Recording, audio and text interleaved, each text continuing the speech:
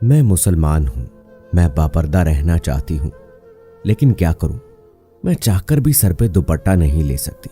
घर से बाहर निकलती हूं तो नंगे सर जाना पड़ता है। जिस भी गली से गुजरूं मुझे आवारा लड़कों का सामना करना पड़ता है। मुझ पे आवाज कसी जाती है, मुझे बुरा भला कहा जाता है। मैं खामोश सर झुकाए चलती रहती हूं। ये सिर्फ मैं ही नहीं, हमारे पूरे खानदान को इसका सामना है। मैं चाहकर भी कुछ नहीं कर सकती। पिछले ही साल की बात है, मेरे भाई को पुलिस वालों ने गिरफ्तार कर लिया था। मेरे अब्बा और मैं छुड़वाने गए तो हमको बहुत जलील किया गया। मेरी इज्जत पे हाथ डाला गया। मैं चीखती चिल्लाती रही, लेकिन कोई फरियाद सुनने वाला नहीं था। फिर मेरे भाई को पुलिस वालों ने मार दिया। कहने लगे दहशतगर्दी में मुलव्वस था। मैं अपने भाई की लाश सामने रखी रो रही थी। अहले मोहल्ला हमसे नफरत करने लगे, हमको दहशतगर्द कहने लगे। मैं यूनिवर्सिटी की टॉप स्टूडेंट हूं, लेकिन क्या हुआ, मुझे यूनिवर्सिटी से भी निकाल दिया गया। कुछ दिन पहले की बात है, मैं बाजार से घर आ रही थी। कुछ लड़कों ने मेरा रास्ता रोक लिया। मैं सर झुकाए खामोश थी।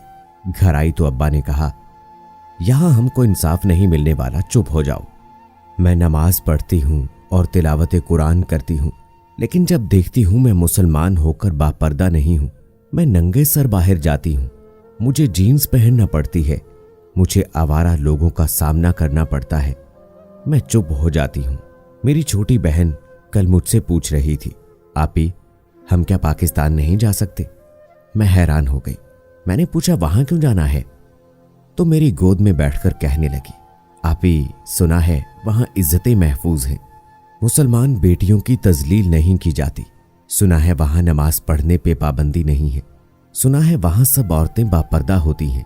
वहां हर तरह की आज़ादी है। ना बाजार में लड़के तंग करते हैं, ना कोई वहां मुसलमान को दहशतगर्द कहता है। आपी बाबा को कहो ना हम पाकिस्तान चले जाते हैं। मैं खामोश हो गई। छोटी को हाफिजा बनने का शौक है, वो बापर्दा रहना चाहती है, लेकिन हिंदुस्तान में मुसलमानों को इतनी आज़ादी नहीं है। मुसलमान हिंदुस्तान में गुलाम हैं। हमारा अधूरा ख्वाब है हम पाकिस्तानी हो जाएं, हम आज़ाद हो जाएं।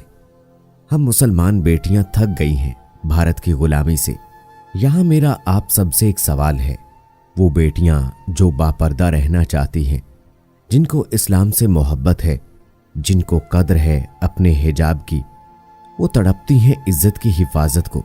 क्या वो जब देखेंगी पाकिस्तान की बेटियों को जो चादरें उतार कर नाच रही हैं, जो दुपट्टा सर पर लेने को जहालत कहती हैं, तंग सोच कहती हैं, जिनके ख्याल में नाचना गाना डांस करना आज़ादी है, वो भारत की गुलामी में चंद सांसें ले ले, फिर कदर होगी मेरे मुल्क पाकिस्तान की, आज़ादी की।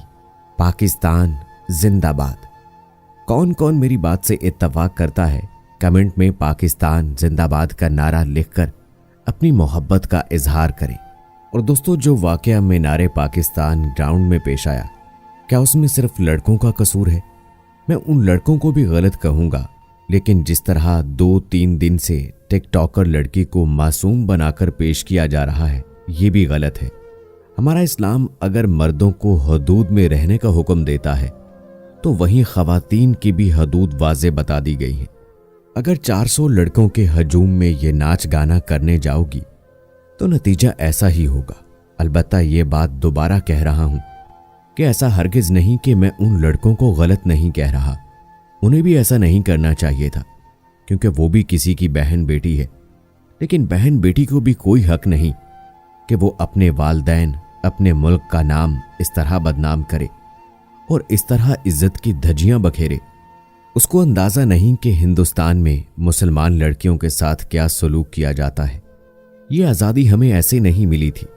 जरा तसव्वुर कीजिए कि किस तरह खून की होली खेली गई थी, कैसे इज्जत बचाने के लिए नहरों और कुएं में छलांगे लगाकर अपनी जानें कुर्बान की थी, किस तरह बुजुर्गों ने अपनी जवान औलाद को अपनी नजरों के सामने ज़िबा होते देखा था, किस तरह कमसिन बच्चों ने अपने वालदैन को तड़पते देखा था, किस तरह माओ ने अपने लखते जिगर को गोलियों से छलनी होते देखा था। नहरों और दरियाओं का पानी खून से सुर्ख हो गया था। वो तस्वीर उठाकर देखें किस तरह लोग ट्रेन पर सवार थे, किसी अपने का हाथ छूटता था तो वो ट्रेन के नीचे आकर कट जाता था और बेबसी के साथ यहां पाकिस्तान आए थे ताकि हमारी अगली नस्लें आसानी से आज़ादी से जिंदगी गुजार सके। आज़ादी के दिन को क्या ऐसे मीनारे पाकिस्तान पे नाच गाना करके मनाना दुरुस्त था? क्या आज़ादी के दिन हमें अपने उन बुजुर्गों के लिए दुआ नहीं करनी चाहिए थी? खुदारा आदम के बेटों और हवा की बेटियों, दीन इस्लाम को समझो, अपने मकाम को समझो। अल्लाह ने औरत के कदमों तले जन्नत रख दी, इससे बड़ा और क्या मकाम चाहती हो? बहुत दिल दुखा मीनारे पाकिस्तान पर पेश आने वाले वाक़े से, लेकिन इससे ज्यादा अफसोस उस वक्त हुआ जब सबने लड़की को मजलूम करार देकर बरी कर दिया और इस मामले का कसूरवार सिर्फ लड़कों को ठहराया गया। तस्वीर का दूसरा रुख भी देखें। दोस्तों, इस हवाले से आपकी क्या राय है? कमेंट बॉक्स में जरूर बताइएगा। मिलते हैं एक नई वीडियो में, तब तक के लिए इजाजत दें। अल्लाह हाफिज।